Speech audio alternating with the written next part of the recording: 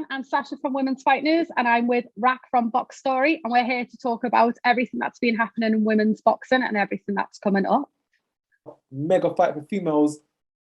Katie Taylor versus Amanda Serrano, a fight now that's been spoken about for years. It feels like they've been talking about this fight forever, and for reasons before it didn't happen. Serrano went ahead, she signed the contract, but at the last minutes there was some altercation. She pulled out. The money wasn't good. She wasn't happy finding Eddie Hearn's back garden. I don't blame her, because that fight is now much bigger than it was then. She's gone on to beat Daniel Bermudez. She's gone on to beat Mercado, who's also a current champion. Katie Taylor's gone on to solidify herself with fights against Natasha Jonas. She beat Han the other week. So they're both at better points than they were before. Neither of them lost. And it's an even bigger fight. I can't wait. I can't look forward to that enough. Yes, definitely. Like, I was gutted when it was cancelled, but like you say, everything happens for a reason, and I do think it will come at the right time if it happens like mid next year. I don't want it to wait too long, because really this should be a trilogy. I think it's going to be that good of a fight. Styles make fights. This should be that good that we want to see it not once, but 2-3 times. But I'll be honest, like, after Katie's last couple of performances, I don't think it's. I mean, I've always said Serrano is going to win. I'm convinced. She's got the power. I think she's got better footwork than Katie. And the thing with Serrano is as well, her hand speed is so quick, even though she's still got the power.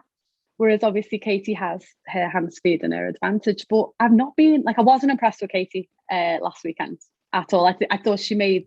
Don't get me wrong, Han was good, and I think we do have to give credit to her, considering she hasn't been that active. She was fighting 2 weights above.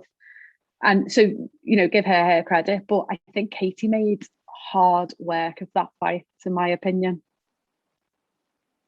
Yeah, I think this time lapse, this time delay of this fight being made has definitely worked into Amanda's strengths. From her last 2 performances, she's versed 2 top champions, a pound-for-pound top 10 in Daniel Bermuda, Mercado, who's the champion of the weight class just below her, and she's handled them pretty simply, very simply, with ease. She's not shown any dents. There's been nothing about her performances to say, I think she's on the slip, she's deteriorating. Whereas Katie Taylor, she's having fights against fighters who you expect her to win, but possibly not as convincing. A lot of us thought she would have gotten Han out of there just due to the circumstances that Han had 7 months prior been in labour. Han had been having only 1 fight in 3 years. She was a career super featherweight, and career featherweight, my bad, career featherweight. And now coming into this fight with Katie Taylor, you'd expect Katie Taylor to make quick work of her. It went 10 rounds. So I think ball court is in Amanda's territory. I don't think she's going into this with the advantage. Now that she has the mega power that is Jake Paul in her corner, she's got a good backer. She's got some good connections now, and I think she's going to be getting those opportunities which were flying by her before. So I think it's just a matter of time. And also, Eddie Hearn mentioned in Katie's post-fight interview, he would like to get the fight arranged for in March. So if Taylor's team's ball, if Amanda's team's ball, I don't see there's no reason why this can't happen early sometime next year. Yeah, it's got to. And like you say, I mean, Amanda's made her last 2 opponents look average, and that shouldn't be the case.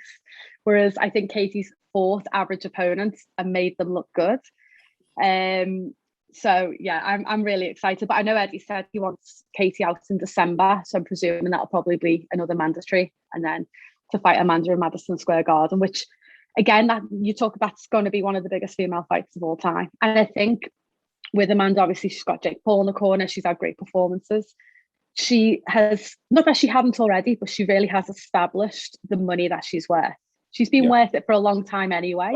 But unfortunately, obviously the boxing world doesn't see that, or at least Eddie Hearn didn't. But now he can't deny it. So yeah, hopefully there won't be a problem this time making that fight.